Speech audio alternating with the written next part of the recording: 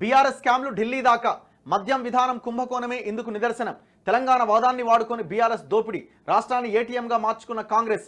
ఆ రెండు పార్టీలను ఎన్నికల్లో మట్టి కనిపిస్తాం. తెలంగాణను లూటీ చేసిన పార్టీలను వదలం. బీజేపీకి రోజు రోజుకు మద్దతు పెరుగుతోంది. 17 ఎంపీ స్థానాల్లో గెలిపించి మరింత శక్తినివ్వాలి. నారీ శక్తితో ఇండియా కూటమిని ఓడిస్తాం. జగిత్యాల విజయ సంకల్ప సభలో ప్రధానమంత్రి నరేంద్ర మోదీ. సో నిన్న మోదీ జగిత్యాలలో పర్యటించి అక్కడ బహిరంగ సభలో మాట్లాడడం జరిగింది. సో వాళ్ళు ఇప్పుడు ఈ కవితని అరెస్ట్ అన్న అంశం వాళ్ళకి కొంత అడ్వాంటేజ్ అయ్యే అవకాశాలు అయితే కనబడతా ఉన్నాయి. కానీ అవినీతి, వీళ్ళని లోపలేస్తాం వాళ్ళని లోపలేస్తాం అన్నది మాత్రం అక్కడ బీజేపీ అయినా ఇక్కడ కాంగ్రెస్ అయినా వీళ్ళు కేవలం మాటల వరకే పరిమితం అవుతున్నారు తప్ప చేతల్లో ఇక్కడ కనబడట్లేదు. ఇప్పుడు కవిత చేసినారు కదా అంటే కవితది చేయక తప్పని పరిస్థితి ఏర్పడ్డది. ఒకవేళ కవితని చేయకపోతే భవిష్యత్తులో కూడా బీజేపీకి అవకాశం లేకుంటుండే.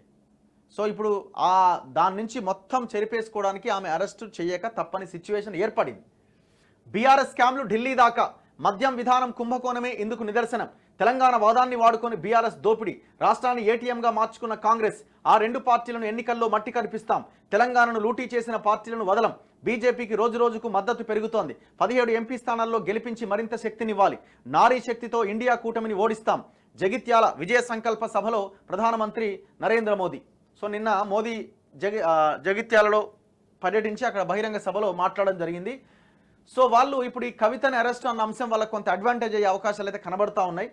కానీ అవినీతి, వీళ్ళని లోపలేస్తాం వాళ్ళని లోపలేస్తాం అన్నది మాత్రం అక్కడ బీజేపీ అయినా ఇక్కడ కాంగ్రెస్ అయినా వీళ్ళు కేవలం మాటల వరకే పరిమితం అవుతున్నారు తప్ప చేతల్లో ఇక్కడ కనబడట్లేదు. ఇప్పుడు కవిత చేసినారు కదా అంటే కవితది చేయక తప్పని పరిస్థితి ఏర్పడ్డది.